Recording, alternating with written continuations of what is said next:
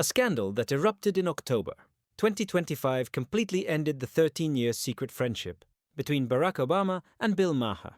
The leak of private phone conversations between them exposed Hollywood's darkest secrets and politics' dirtiest games. This betrayal story between two former friends revealed how America's most powerful figures tried to destroy each other. From Netflix documentaries to Jeffrey Epstein connections, from secret meetings to private recordings, no one could have predicted how a 13-year friendship would end with a single phone call. The Washington Post's October 15, 2025 headline created a bombshell effect. Obama-Maher tapes leaked, explosive conversations, rock political world swept through social media like wildfire. However, the real story behind this leak was far more complex and scandalous than what the public learned. How two former friends tried to destroy each other, how the phone recordings were obtained, and who the real powers behind this leak were, formed one of America's biggest political scandals. If you love your country, your flag, and most importantly, your family, share this video, like it, and don't forget to subscribe. The friendship between Barack Obama and Bill Maher had begun in 2005 at David Geffen's Beverly Hills mansion. The bond formed between Obama, then a young senator, and HBO's enfant terrible Maher had been one of Washington's most closely guarded secrets over the years. These private phone sessions they held regularly every week had continued even during Obama's presidency. Maher's sharp wit and Obama's intellectual curiosity led to deep conversations that took both men away from the stress of daily politics. But something began to change in the summer of 2025 during the filming of Netflix's American Dynasties: The Obama Legacy documentary. Obama's team had indicated discomfort with some of Maher's comments. Maher's ironic comments about Obama's true character in the documentary had created concern in the former president's circle.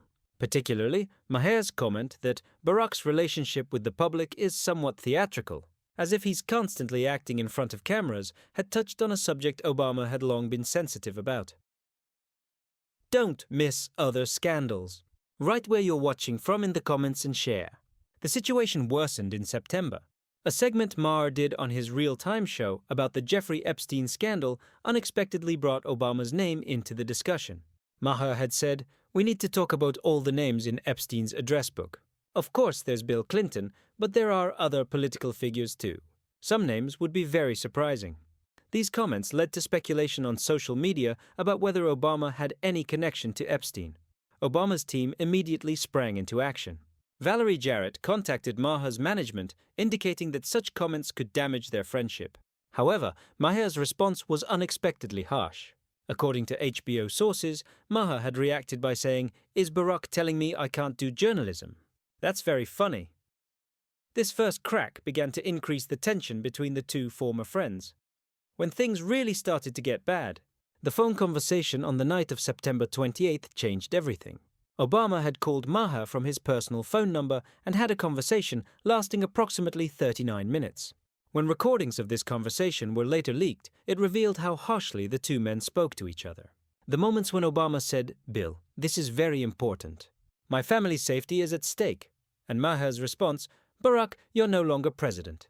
You need to understand that you can't silence me," marked the end of their friendship. But the real bomb exploded on the night of October 5th.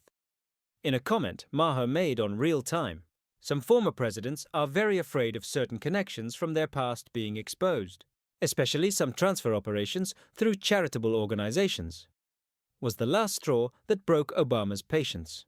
The next day, Obama's lawyers sent Maher an official warning letter.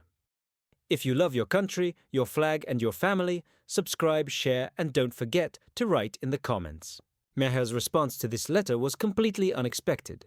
On October 8th, during Real Time's live broadcast, he said, "This week I received a very interesting letter from an old friend.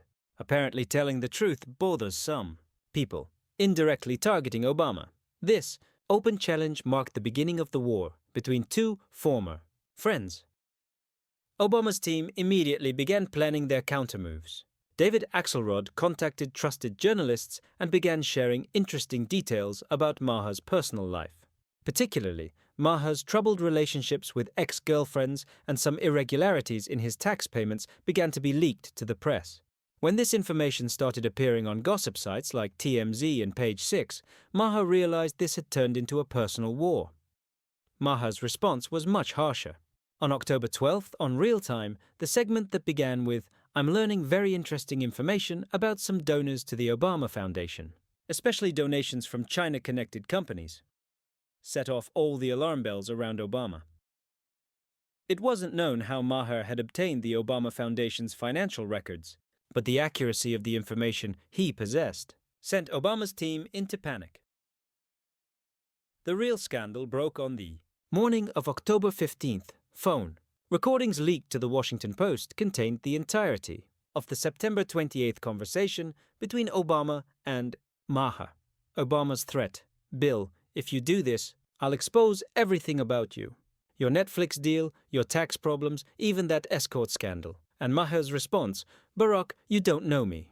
I also know about those dirty deals from your Chicago days," revealed how two former friends were trying to destroy each other. Share this video for the continuation. Don't miss other big scandals.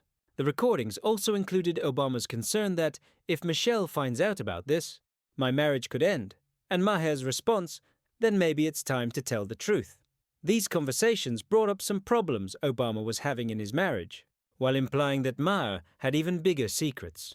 Particularly, Maher's knowledge about some business connections from Obama's Chicago days and unknown dimensions of the Tony Rezko scandal had terrified the former president. When the media storm began, both sides tried to follow a silent strategy. Obama's spokesperson only made the statement, "The former president is saddened that his private conversations were recorded and published without authorization." Maher made a brief share on Twitter saying, "The emergence of truths always bothers some people." However, the real shock came with the revelation of who had leaked the recordings. The FBI's investigation revealed that these phone conversations had come from NSA archives and that the leak came from inside.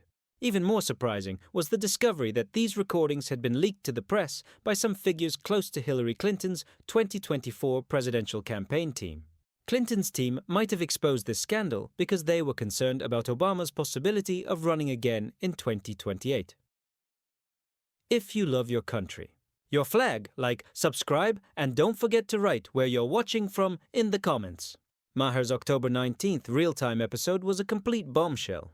In the segment, he began with, "I learned very interesting things this week. For instance, who records some people's phone conversations and why. And of course, why some former presidents are so paranoid." He directly targeted Obama. His words, "Barack, if you're watching, know that I'm also curious about how many more secrets you have," showed that the war wasn't over yet. The political consequences of this scandal were also huge. Obama's future political plans were completely ruined. Even his supporters within the Democratic Party acknowledged that the damage caused by this scandal was enormous. Maher strengthened his deal with HBO and announced he would continue his show. Finally, how two former friends tried to destroy each other like this took its place as an unforgettable scandal in America's political history. How a 13-year friendship ended with a single phone conversation became a bitter example of how power and money change people. This story revealed the darkest face of politics and how former friends can become enemies. If you love your country, your flag, and most importantly, your family, share this video, like it, and don't forget to subscribe. Don't miss other big scandals. Disclaimer: this story is entirely fictional and crafted solely for entertainment. Any resemblance to real events, individuals, or situations is purely coincidental and unintentional.